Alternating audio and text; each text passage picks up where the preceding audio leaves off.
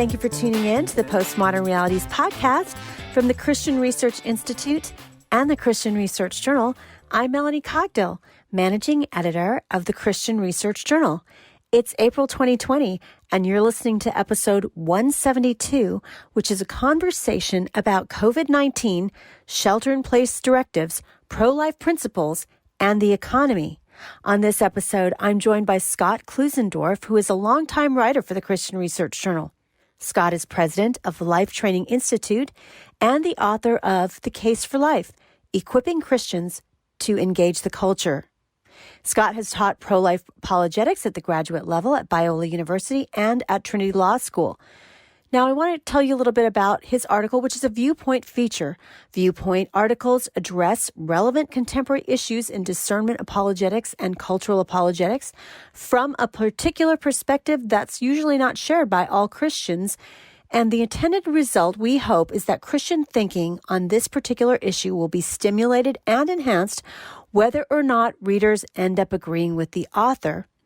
He has written an online exclusive Viewpoint feature article called COVID-19, Do Pro-Life Principles Require a Sustained Shutdown of the Economy? Who Decides?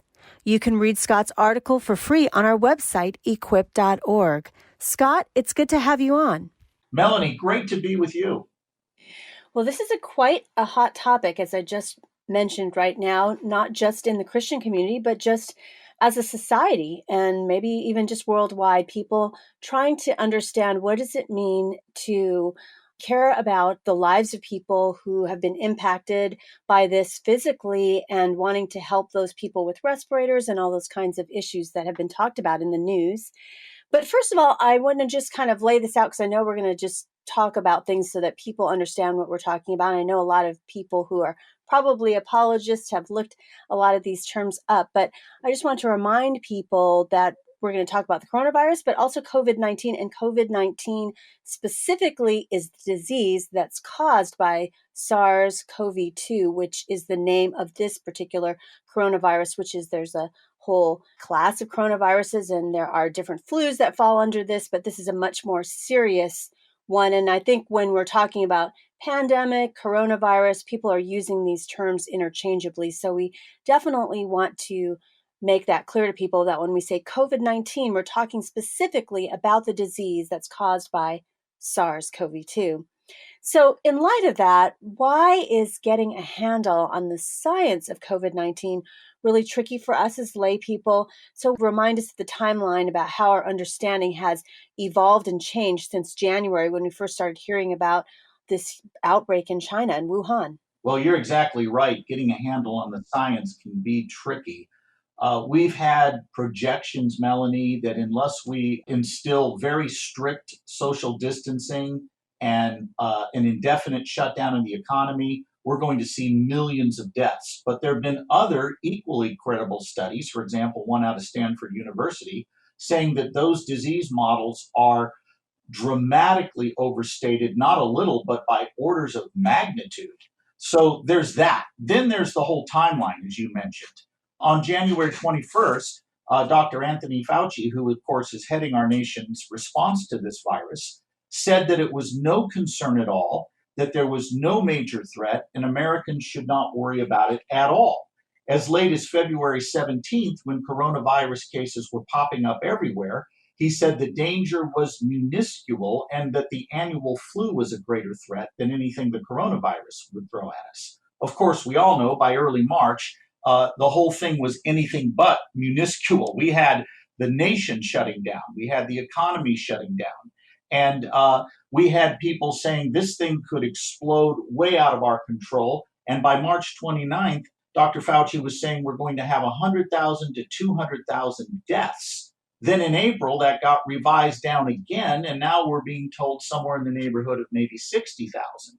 So there's a lot of unknowns, and we're trying to figure out, all right, what does this really mean? So there are a lot of unknowns, you're correct.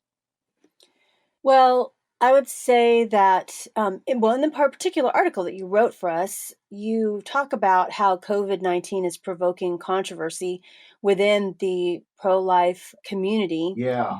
And, how do we consistently apply these core principles? And, just because I think into the mix, we've heard some secular voices, government voices, kind of talk about what would be almost a pro-life view. Like, for instance, I mean, I am, as well as a lot of people, are hearing Governor Andrew Cuomo almost every day give a briefing in New York.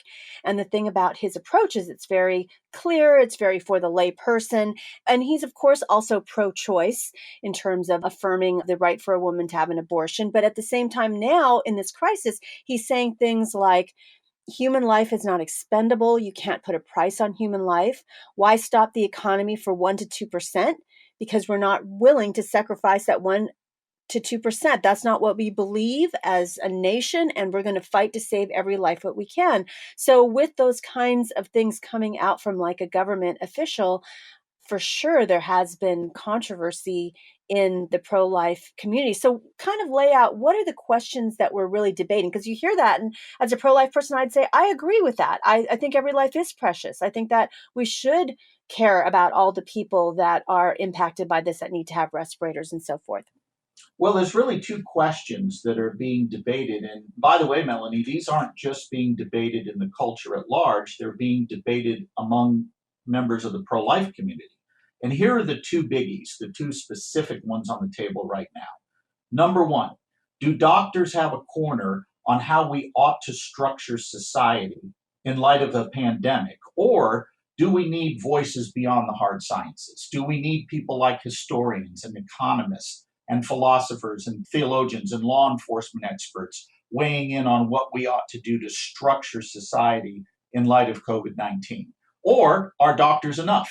The second question we're arguing about, and this one is particularly heated in pro life circles, are pro life advocates who question a prolonged economic lockdown, trading lives for profits, and thus undermining their core principles. So, those two questions, the epistemic question about who has primacy here, doctors, or do we need wider voices? And then the life question, are pro lifers undermining their principles if they question a prolonged, indefinite economic shutdown?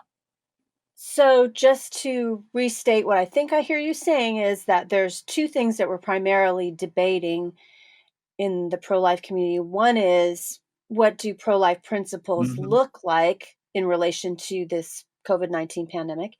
And then, what are kind of like the ground rules? That is it only doctors and scientists setting economic policy during a pandemic, or do we need voices outside of those specific scientific communities? And I will say, since probably the Enlightenment, where we, as just in Western culture, have started to put things into two different camps, right? So you have things like the sciences, people will say science, and then you have other things like religion and faith and prayer, which is nebulous, which we shouldn't really trust because it's not based on science. So it's kind of hard when you're talking about these things. I think a lot of us, it's been a long time since that has happened, and we've moved more and more to that, to question the spiritual and only rely, like, science and faith can't have something to say together. So that's really hard for people Yes. to say, should we let in other voices? So are those really what you're saying, those two things? Yeah, that's exactly what I'm saying. And you're absolutely correct about an implied scientism here that is creeping into the debate. Scientism says that science and science alone counts as real knowledge, and everything else is mere subjective opinion. So if you can't measure it empirically, in other words, if you can't see it, taste it, hear it, smell it, touch it, it doesn't count. So ethics, which you can't measure empirically, would obviously fall outside the domain of what we call real knowledge. And that view of science, which really isn't science, it's a worldview masquerading as science, but that worldview known as scientism has crept into this debate. And that's why every time you turn on the news, the only people you're really hearing from are physicians in the medical community. And you're not just hearing from the medical community on how the disease impacts the body, which physicians are absolutely qualified to tell us. But you also hear from them about how we ought to structure our lives together, what society should look like. And it's their voice and their voice alone that tends to be dominant in the nation's press.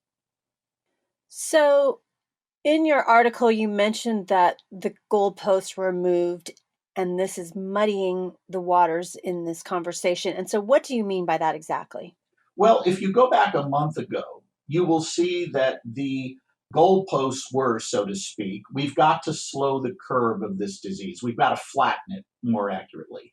And if we can flatten it, we can slow the transmission of the virus and thus prevent our hospitals from being overwhelmed by millions of sick Americans, which would break our medical system. Now, that made sense to a lot of Americans. However, when the models predicting that our hospitals would be dramatically overrun failed to materialize, then the game shifted. Now we're being told that indefinite shutdowns are morally required and that we should never put lives above profits and that we're obligated to extend these lockdowns until we beat the virus itself. So there's the change, Melanie. We started with, hey, we're out to flatten the curve. We're out to slow the transmission. This will be a temporary shutdown. We're just trying to make sure our hospital staffs and institutions can get ahead of this. That's all we're trying to do. But then when we didn't get overwhelmed, when our hospitals weren't packed out with millions of sick Americans, then the game changed. Now we have to beat the disease itself. And as Dr. Fauci has said, hey, the only way we can beat the disease is with a vaccine. Well, that could be a year or more away. So the game plan has now changed, and I'm not sure how many Americans have noticed this shift. Well, to that, wouldn't Dr. Fauci's camp say that the reason why the hospitals are not overwhelmed is because this shutdown is working? We are flattening the curve. And so we need to stay the course to keep continuing to do this so that if we go back to quote unquote life as it was, then we will see this peak again. We will have a second wave or a third wave or more. And then once again, we will overwhelm the healthcare system. Well, the problem with that is he has a self-sealing argument that can be never criticized because if we don't get the number of deaths that we were told, the hundreds of thousands, he can say, see, the policy of social distancing worked. And that means that no matter what happens here, he wins in terms of an explanation. If it doesn't work, if we did have the high numbers of deaths, he would say, see, if you had listened to me, we wouldn't have had them. Here's the problem, I think, with this. He has still, and he's not the only one, I don't want to pick only on him here, but the medical professionals have changed the debate. We shifted from flattening the curve to we've got to beat this disease. They told us initially it was going to be temporary. Now they're telling us, hey, it could be indefinite, and we cannot go back to normal until we have beaten this thing in total with a vaccine. They changed the rules there. I do want to mention that Dr. Fauci and Dr. Bricks know each other from their research for HIV/AIDS. Yes. And when that came along in the 1980s, we still don't have a vaccine, and it's now 30 years later. So yeah, we don't know if we will definitely have a vaccine. And also, when we talk about getting a flu shot, too, as someone who definitely I have and my family always gets the flu shot, you know, some years they have different strains and they get it right, and other years they don't get it right. So I would think that it would be an ongoing process for some kind of immunization with it, because if it falls into that same class of coronavirus and we don't know also if it'll mutate and so forth, right, those are considerations. You're listening to the Postmodern Realities podcast from the Christian Research Institute and the Christian Research Journal. Today's guest is Scott Klusendorf, who has written an online feature-length viewpoint opinion piece called COVID-19, Do Pro-Life Principles Require a Sustained Shutdown of the Economy? Who Decides? You can read Scott's article for free on our website, equip.org. Now it is April 2020. We are still in the midst of pretty much a nationwide shutdown in the United States for this pandemic. And so we understand that right now, economically, a lot of people are not in position to get a subscription to the Christian Research Journal. But if you are and you can bless someone, we'd like to suggest you give someone a gift subscription, which you can do for $33.50 at our website, equip.org. But one way that everyone can help us that we'd really, really appreciate is could you please give us a starred or written review at Apple Podcasts? It's very easy. Starred review just will take literally seconds, but if you can spare a few more minutes, please do write us a written review. And when you have done that, we are so grateful because those written reviews and those starred reviews help more people find our content. And if more people find our content, it's a way that you can help us to continue to produce this free content for you. And so we thank you for your partnership. You can also do this wherever else you get your podcasts. It might be on Google Play or Spreaker or wherever else it is, but please do give us a written review. Thanks. Well, before we get started into talking about some specifics in your article, let's define terms. Specifically, what do you mean by pro-life? Because I mean, my little kind of description of it is I would consider myself pro-life from conception to natural birth. But describe what you mean by pro-life, because most of the time people are only thinking about that with regards to the abortion debate.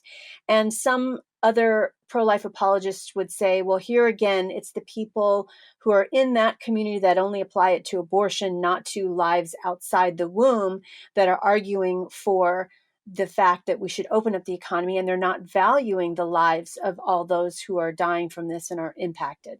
Yeah. Well, whether pro-life means more than abortion is somewhat of a separate debate, but you're right about one thing. We do need to define what it means, because if we don't, we can't apply pro-life principles correctly to this COVID-19 outbreak. So let me define what pro-life is. Pro-life means you will never support policies that intentionally kill innocent human beings. To give it to you in a syllogism, premise one would be it's wrong to intentionally kill innocent human beings.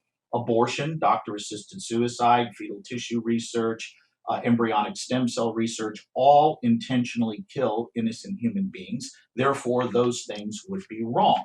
So, applied to COVID 19, no pro lifer is going to support a policy, even if it helps us in a pandemic, if what we're talking about is intentionally killing innocent human beings. We must always oppose that, and we must oppose it on grounds that any law that permits killing innocent human beings, intentionally killing innocent human beings, is scandalous on the face of it. So we can never support any policy that's going to do that, that will intentionally kill innocent human beings. However, it doesn't follow from that that pro-life means you must oppose any case where you can foresee death happening but not intend it.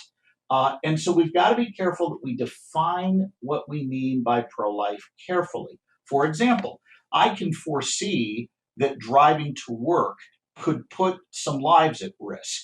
My own, maybe an innocent old lady on the road if I'm not paying attention, maybe a pedestrian that I accidentally hit, but it doesn't follow that I intend those deaths, and it doesn't follow I'm putting profits above lives by driving to work to make money when there's a risk that some innocent people might die. So again, pro-life is I will never support a policy that intentionally kills innocent human beings. Of course, as we mentioned earlier in our conversation, not all pro-life apologists are agreeing with your point of view Correct. here. And there are some that you're quoting in your article. And basically, as you just mentioned, their argument boils down to life above profits. And Yeah. so why would any pro-lifer disagree with that? And you say that they're poisoning the well. And then also, there are some apologists who would say you don't simply let people out of this economic shutdown because simply there's this hypothetical amount of people that might be depressed and might commit suicide. And we don't know that. But we do know that if we lift all of these different shutdowns right away, that we will be putting many people in harm's way. And they would maybe argue intentionally because we know how lethal this virus is. We know how just what happens to people when they get it, but also how incredibly contagious it is, that there's asymptomatic people that are spreading it and so forth. And so how do you answer that? Well, let me begin by saying that some people, not all, some critics of my position poison the well in their response to what I say. So, for example, there is a professor at Wheaton that argues that it can only be from a depraved mind that you would argue we should lift these shelter in place restrictions and let people go back to work. And her basic argument that she posted on social media was that when you say to people, hey, we're willing to intentionally sacrifice innocent human lives so we can get the economy going again, there's no other way to describe that moral calculus, she says, other than totally depraved. And when you put it that way, you're poisoning the well against any possible counter argument that might say, wait a minute. And here's where I would say, wait a minute. Pro lifers are not callously choosing money over people. We're asking how we can save the most lives and preserve the common good given the pandemic we've been dealt. So, really, what this professor is doing at Wheaton is presenting a false choice and attributing to her opponents the worst possible motives. And where I think they make the mistake, Melanie, is they misunderstand the precautionary principle. The precautionary principle is a very sound view of how we approach situations like this, and virtually everybody agrees that it's in play here. Here's the precautionary principle: we should always act to minimize the probability of an extreme catastrophic result, which it's easy to see what that would be in this case. It's the widespread loss of life from the virus. And we ought to do everything we can to bring that extreme probability as close to zero as possible. And of course, the shelter in place directive certainly is consistent with that principle, no doubt about it. But contra that professor at Wheaton and others, the precautionary principle actually points more than one direction here.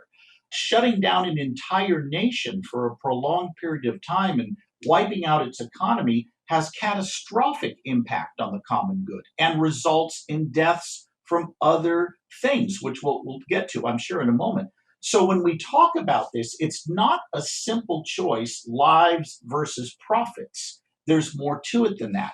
And I think what happens is when you say life above profits, you're failing to account for the complexity in the precautionary principle. And that presents everybody with a false choice.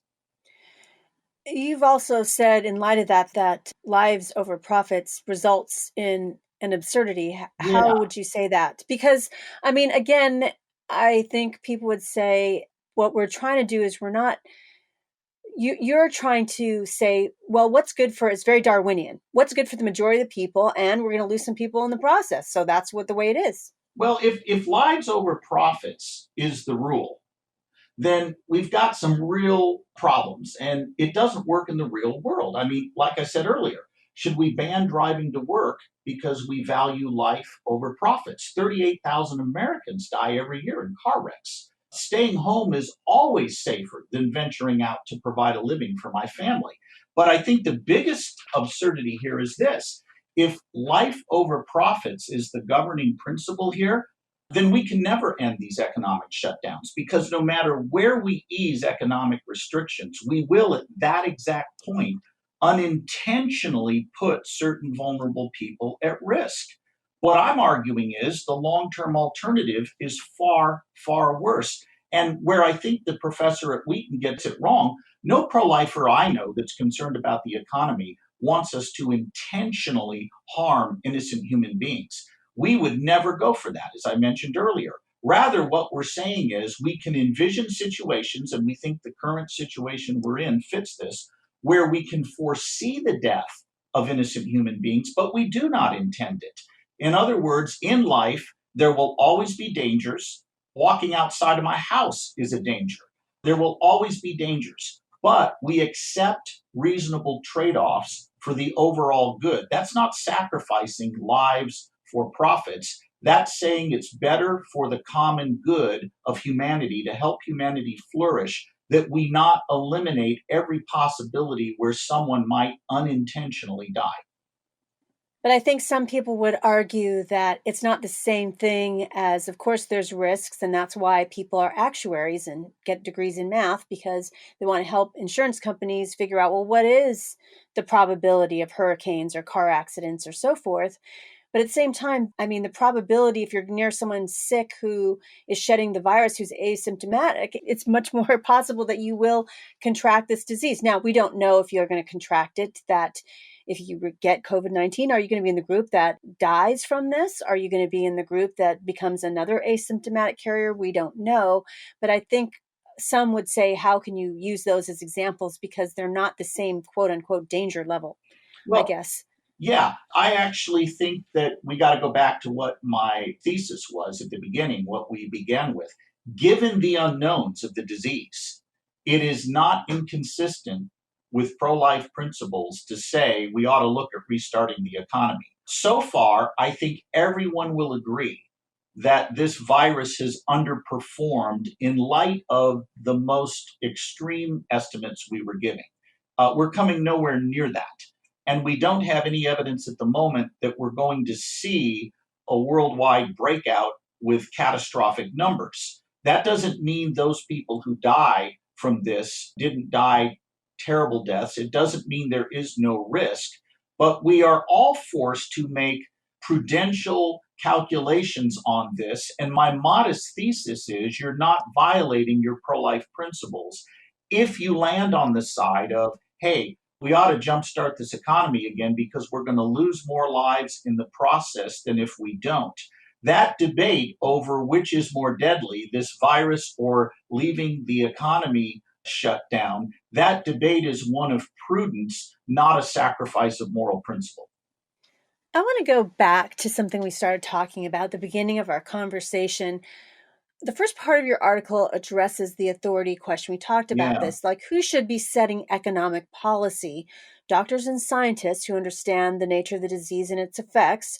Or should some of those people, part of the discussion, include experts from different academic disciplines? You mentioned ethicists and theologians and people in the liberal arts and the humanities and so forth. yeah. And you say that a prolonged shutdown of the economy puts vulnerable people at risk and raise a whole host of troubling questions. And so, what are some of those questions and why can't doctors handle them? And I would say, because of what we said earlier in terms of how entrenched we are as a society with a scientific worldview trumping over any other kind of input from other places that we consider spiritual and therefore not reliable, it's hard for people to understand the value of why that would be to add those people like economists. And you see that very clearly in the news. And it's kind of interesting. I've even seen, everyone gets those spam emails for different things. And so some of the clothing companies have pivoted and they're doing all these like pro Fauci T-shirts that you can wear, and one of them says on it, "In Fauci we trust." So it Mhm. seems that people would trust more in Dr. Fauci and Dr. Brickson's science than thinking that why would we add economists? They don't know what they're talking about. They're not scientists. Right. Well, let's be fair here and give credit where credit is due. Is Dr. Fauci qualified to tell us how COVID 19 works on the body and what the best treatments are for reversing the virus on the human body? And the answer is absolutely, far more qualified than me, far more qualified than an economist, a theologian, a philosopher, or a law enforcement official. No doubt about it. When it comes to the practice of medicine and how certain viruses and illnesses relate to the human body, doctors have primacy, no doubt. That's their field of specialty. But they don't have primacy in areas outside of that. They have no more authority than anyone else to tell us how we ought to structure society in light of the pandemic. And here's the danger, Melanie, and I think it's a significant one. Doctors who would never allow an experimental treatment until it was thoroughly tested by the FDA for years are quite willing to step outside their field of expertise and demand untested and draconian economic policies that are going to harm vulnerable Americans and impoverish the nation. And if we look at the troubling questions we're being confronted with right now, it's not hard to see how they fall outside the realm of the hard sciences. So let me just give you a few of those questions. To what extent do sustained unemployment and increased poverty endanger human life and undermine the rule of law? I'll have something to say about that as we go along. Another question is, as families are going hungry, how many lives are going to be lost to civil unrest? What will happen to our institutions that help restrain evil, political, social, and religious? Will the destruction of personal income lead to more deaths from drug and alcohol abuse? And there's quite a bit of evidence on that right now. Will massive unemployment impact mental health? What's going to be the fallout on that? So the problem is you get a guy like Anthony Fauci, who certainly has the qualifications to tell us medically how this disease works on the body, and yet he seems oblivious to these questions. He told CNN's Anderson Cooper that he doesn't understand why every state hasn't issued a stay at home order, and maybe we need a national quarantine to make sure it gets done. And he elsewhere said we can only relax social distancing once there are no more deaths and no more infections. Well, of course, the obvious question is how long might that be?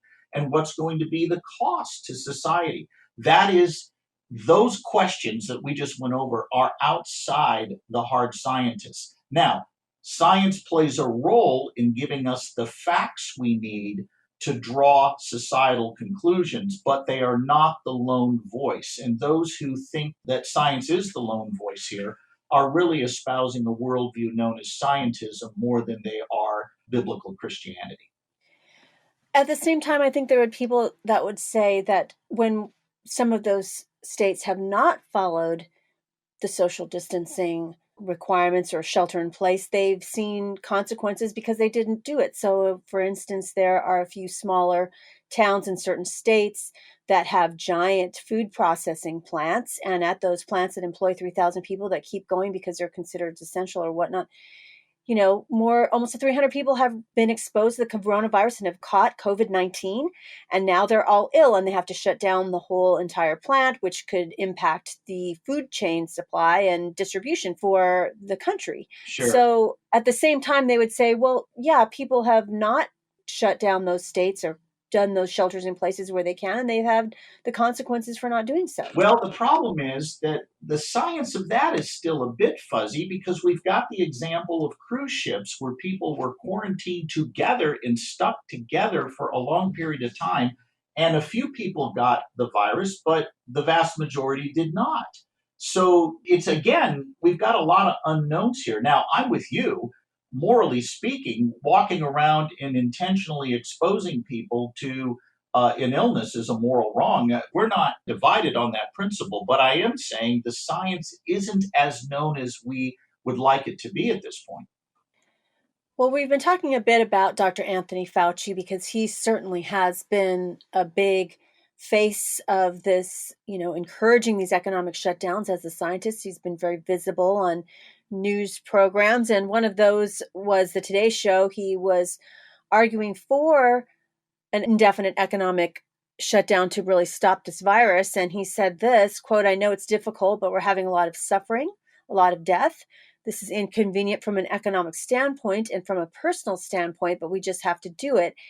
And you have said that his quote is, quote, "breathtaking tunnel vision," unquote. So what is Dr. Fauci overlooking? Because I think a lot of people would resonate with what he's saying. Yeah. Well, what he's overlooking is 47 million unemployed Americans that are facing financial ruin. That's not an inconvenience, that's a disaster. And if it's sustained, it's going to turn us into a poor country.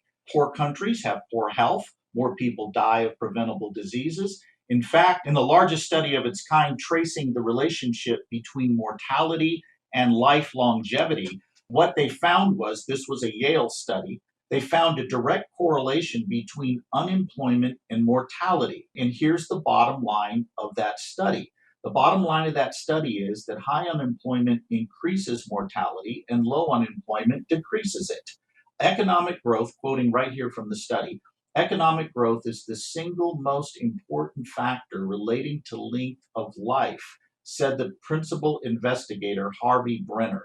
And what he went on to say that is, he ends by saying employment is the essential element of social stratus and it establishes a person as a contributing member of society and has very important implications for self-esteem and life longevity. And when you take away employment, he says here, and I quote him directly, when you take away employment, people become susceptible to depression, cardiovascular disease, AIDS, and many other illnesses that increase mortality. Suicide is correlated to unemployment. 40,000 Americans took their lives during the Great Depression, and many of those were men because men take unemployment much harder given the fact that they feel they have a principal role of needing to provide. And that's not just back then that suicide was a correlating factor. After the financial collapse of 2008, there was a study done at the University of Zurich that found a direct link between increased rates of unemployment and suicide. And again, pointing to the fact that men in particular are at risk.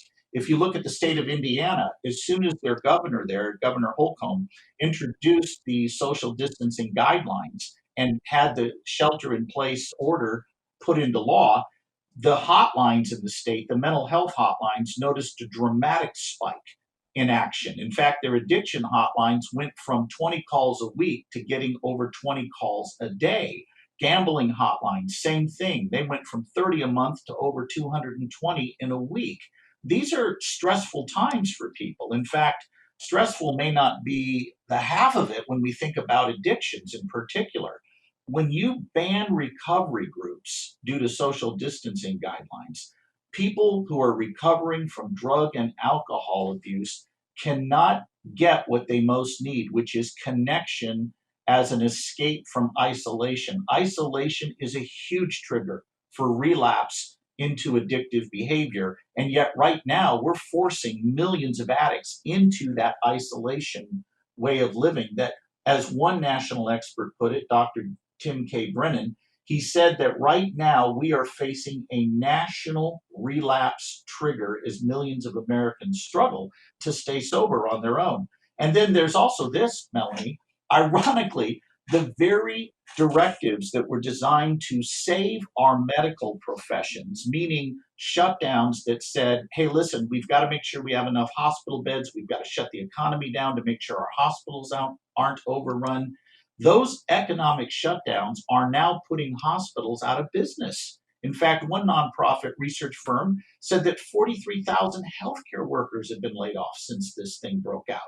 And when hospitals can't make money off of other surgeries, when they're forced to focus strictly on COVID-19, they start losing money. And the study concluded by saying we may be looking at hundreds of hospitals closing when this is all over. Now, my point here is not to minimize the death and suffering from the disease. It's to say there is another side of this. The precautionary principle here also applies to what's going to be the catastrophic result from shutting down the economy. And we've got to look at both sides. We can't just say life above profits and think we've solved the issue. It is a bit more complex than that. The second part of your article deals with pro-life principles that we were talking about earlier.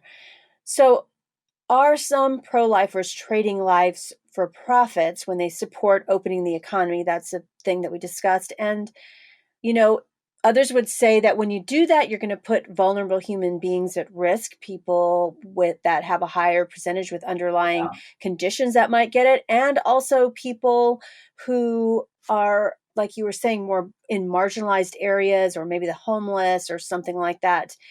And you argue that we must distinguish between intent and foresight. So why don't you explain that for our listeners? Sure.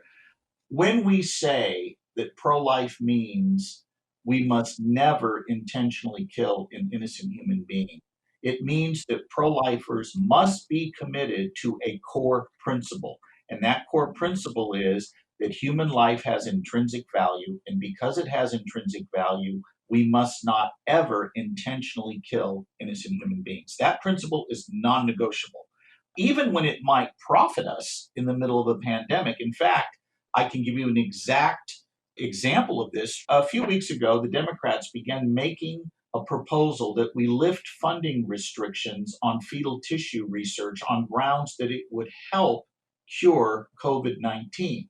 And congressional Democrats in particular began pushing for the Trump administration to lift those funding restrictions. And pro-lifers everywhere said, no way, you cannot do that because we can never support policies that intentionally kill innocent human beings. Therefore, we cannot support lifting the funding restrictions. And that was the right response, because if you're a pro lifer, while you're certainly committed to finding cures for people, including cures for this virus, you will never support cures at the expense of human life. You will insist that we pursue the treatment of disease in morally acceptable ways. And intentionally killing one human so another can profit isn't an example of doing that. However, there are cases, Melanie, where pro lifers can foresee the death of an innocent human being, but not intend it, where the action in place is a side effect of something, not something we intend. So, an example would be what I gave you earlier, where we drive to work each day, and sure, we can foresee that innocent people might be killed driving, but we do not intend their deaths in any way. Electricians, 400 of them are killed a year providing electricity for us, but we do not think that we're somehow trading lives for profits by having electricity. We mentioned the car example earlier. It's actually a bigger risk when you look at it worldwide. We're talking 1.5 million people a year die in car accidents. We could absolutely save hundreds of thousands of lives if we imposed a global 25-mile-per-hour speed limit, but we don't do that. Not because we're playing lifeboat, where we're making an economic decision over whose life has value and whose doesn't. Rather, we recognize that by increasing the speed limit, we get speedy delivery of goods and services that impact everyone for good, and we get a higher standard of living. We don't intend anybody's death by having a higher speed limit, but we can foresee it.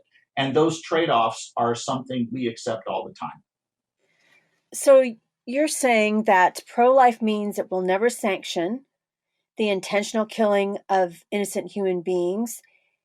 It does not mean that the preservation of life is the only intrinsic good that we should pursue. And so I can see some pro life apologists getting nervous at that statement. So, what are you driving at exactly? Yeah, no, fair question.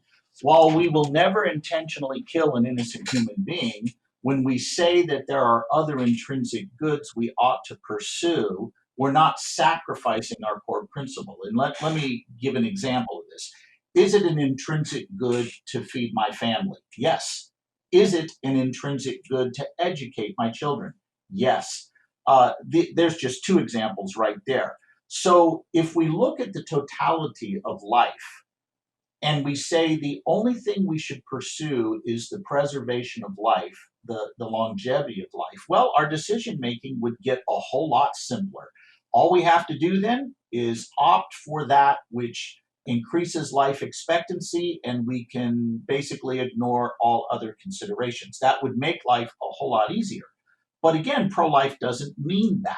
And let me give you an example of what I'm getting at here. If we pursue only life and its extension, that's not necessarily going to lead to the best or even a good outcome. So, suppose I'm a poor farmer somewhere living in a secluded part of Georgia, and I raise sweet corn and I raise dairy products, and I scrape by feeding my family of six by selling dairy products and sweet corn. And we've got it pretty rough. We live in very poor housing. My kids are poorly educated. We don't have good social interaction. My kids are never going to travel or go to college. But we have great life expectancy. In fact, life expectancy is 85 years on average, and that's because we have wonderful clean air and we raise non processed foods that we not only sell but eat ourselves. And so we're in really good health. Now, let's assume out of the blue, I get a call from Morgan Stanley in New York, and they say, we would like to move your family up here. We are targeting farmers for investment strategies, and we need someone on the inside who knows the farming world that can help us think through this. We need a consultant, and we'll pay you $250,000 a year to come work for us. Your kids will get to go to the best schools. We'll place you in a nice Long Island neighborhood where you'll have excellent church fellowship. Your kids will be part of a thriving youth group. Your wife will get to go out to dinner with you on weekends. And you'll have the money you need to pursue the goods of educating your kids and providing for your family. However, there is a caveat, and it's this: life expectancy on Long Island is 2 years less than where you are in the countryside of Georgia. And the reason is that the air quality is not as good. Now, if I were that farmer and I moved my family to Long Island, knowing that I can foresee, though I don't intend it, I can foresee a shorter lifespan as a possibility, not a guarantee, but a possibility. If I go ahead and move my family anyway, despite that loss of life expectancy, have I traded lives for profits? Not in the way our critics are saying. Rather, what I'm doing is I am saying, look, I am looking at this more holistically. Wrapped up in economic considerations are clusters of other intrinsic goods, like I said earlier, educating my kids, providing for my family, giving to charity, building my marriage, pursuing Christian fellowship. All of these things contribute to the common good and are part of what we ought to think of when we think of profits. So basically, you're challenging us to think through what profits really mean, because right now we think of it in just a very narrow way, Yeah, correct? people tend to just frame this as cold hard cash. Look, I'm willing to throw Granny under the bus to keep my 401k healthy. And that's clearly not what is going on here.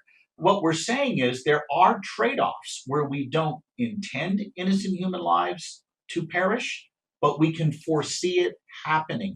And by the way, no matter which way we decide on this, we're going to see that trade off. And therefore, pro lifers who look at it holistically and say, we cannot prevent all death from happening. We can't do that. And our principles don't require that we do that.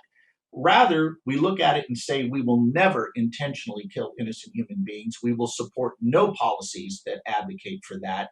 But we're also not saying that the longevity of life is the only intrinsic good here. There are other intrinsic goods, clusters of intrinsic goods wrapped up in what it means to have profits. So our economic worldview needs to be more than just cold, hard cash. We've got to look at these other intrinsic goods that I mentioned with the example I just gave. So do you think that this divide of views as it relates to the COVID-19 situation that we're having within the pro-life community, do you think it's going to last, or do you think, whenever they find a vaccine of COVID-19, it'll go away? That is an excellent question, Melanie. And I'm not entirely sure. I do think it has brought to the surface a larger debate within the pro life community of what it means to be pro life. And that debate has already been going on for a while. For example, there's been a debate about whether pro life means we have to be whole life, meaning we take on a whole bunch of issues besides abortion. We not only take on abortion, we take on solving poverty, we take on building healthy marriages, we take on immigration reform that allows for more liberalized immigration laws, and the list goes on and on. Then there are pro lifers like myself who would argue no, pro life is better to be understood as we oppose the intentional killing of innocent human beings, and abortion is the primary way that's happening in our culture today. Therefore, that's what we need to focus on. Now, Christians, of course, as a whole, will focus on many issues, but it doesn't follow the operational objectives of the pro life movement have to be broadly applied the way our Christian ethics would be broadly applied. So there's that debate. And I think what's happening with COVID-19 is only going to bring that debate further to the surface. And it's going to be interesting how this plays out. What I'm hopeful about is that a discussion about human life is coming to the surface. You mentioned Andrew Cuomo in your remarks earlier. And you're right, he is a contradiction in terms in many ways, because we look at him, here's a governor who is now saying we should not ever forget the primacy of human life. Okay, and I hear that and I go, great. On the other hand, we got a guy that never saw an abortion he didn't like. He signs into legislation a law that not only permits abortion through all 9 months of pregnancy, but strips babies who survive abortion from any protections. This is not a guy who is pro life the way we'd like to think of him being pro life. On the other hand, I actually share a little bit of your optimism that this might be the beginning of a wake up call for him. And I don't think we should be so critical of guys like him that we just dismiss their concerns for human life as totally invalid because look at his position on abortion. No, I think what we do is say, okay, good. Maybe this starts to awaken him a bit. At least that would be my prayer. So I think you're right. I think there have been different events and different things happening in the last, I don't know, 5 years or so that has made the pro life community start to have various different debates on framing what that means to be pro life, as we've talked about in this particular episode. So, how can pro life advocates continue to sharpen themselves during the shutdown as we discuss these things? I mean, how do we use our time wisely? I think the most important thing to do right now, when we're not allowed to go to work, when we can't pursue other intrinsic goods we'd like to pursue, is we ought to build our minds as Christian thinkers. And it's one of the reasons I appreciate your podcast and the work that you do, Melanie, because that's what you're committed to. And one of the ways we can do that is we can use this time to master the moral logic of the pro life position. And it's very tempting in today's social media culture to have short attention spans, not devote the time we need to think through difficult issues. And as a result, we end up being very shallow in our opinions, and we almost end up becoming part of an outrage culture that the minute we see something on social media we don't like, we have to react with a great deal of heat. I think there is a place for using this time to step back a little bit. I don't mean trash your Twitter account, but I do mean step back a little bit and say, what can I do to build my mind as a Christian thinker? So here are a couple of suggestions. It's an excellent time to read a book like Neil Postman's book, Amusing Ourselves to Death, that talks about how our current culture distracts us from deep learning and thinking deeply. And then to read some good pro-life apologetics material, books like Frank Beckwith's book, Defending Life. You might look at my book, The Case for Life, or Peter Kreft's book, The Unaborted Socrates, or Pat Lee's book, Abortion and Unborn Human Life. These are all books that are accessible to lay readers, that spending a little bit of time with them will help you master the moral logic of a Christian worldview on abortion and topics like it. And I think we have to do that, Melanie, because we're in a position now where we are all apologists. It used to be that we could leave the defense of the pro life position to a bunch of experts who would speak for us. They'd show up as talking heads in the media. And by the way, you know, Roe v. Wade was making sure that none of us really had a say on this issue anyway. The federal courts had already decided it.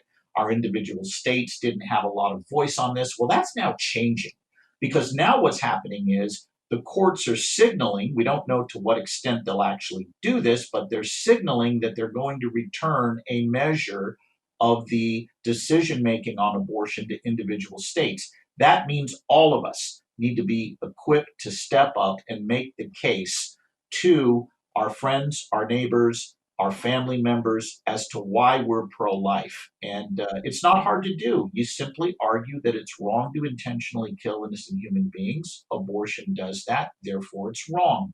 And it doesn't take a whole lot of work to master that moral logic, but master it we must.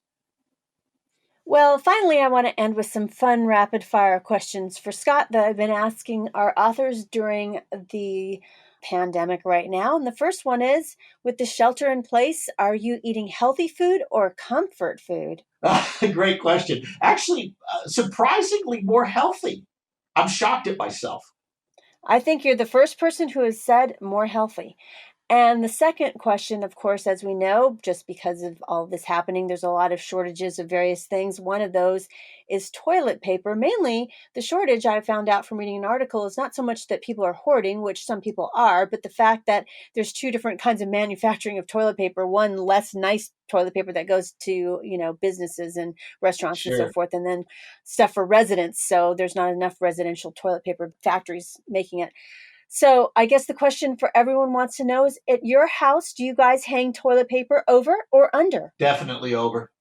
I think that's a majority sentiment that I've been hearing. Well, thanks for being a guest on the Postmodern Realities podcast, Scott. Thank you, Melanie. You've been listening to the Postmodern Realities podcast from the Christian Research Institute and the Christian Research Journal. Today's guest has been Scott Klusendorf, and he has written an online exclusive viewpoint opinion piece called COVID-19. Do pro-life principles require a sustained shutdown of the economy? Who decides? You can read Scott's article completely free on our website, equip.org. We'd like to hear from you, so connect with us on social media. Like the Bible Answer Man Facebook page and follow CRI, Christian Research Journal, Hank Hanegraaff, and the Bible Answer Man on Twitter. And please subscribe to the Bible Answer Man channel on YouTube. If you like this episode, please subscribe to the Postmodern Realities podcast on iTunes, and please rate and review our podcast. When you rate and review our podcast, it helps others see our content. And please share this episode on your social media accounts. Be sure you tune in daily to the Bible Answer Man broadcast hosted by CRI President Hank Hanegraaff, who answers your questions live on air. To ask Hank a question, call 888-ASK-HANK, Monday through Friday at 6 p.m. Eastern Time. In addition, head to iTunes and subscribe to Hank Unplugged, Hank's audio podcast. Follow Hank off the grid, where he has in-depth conversations with some of the brightest minds discussing topics you care about. So until our next Christian Research Journal author conversation, thanks for listening to the Postmodern Realities podcast.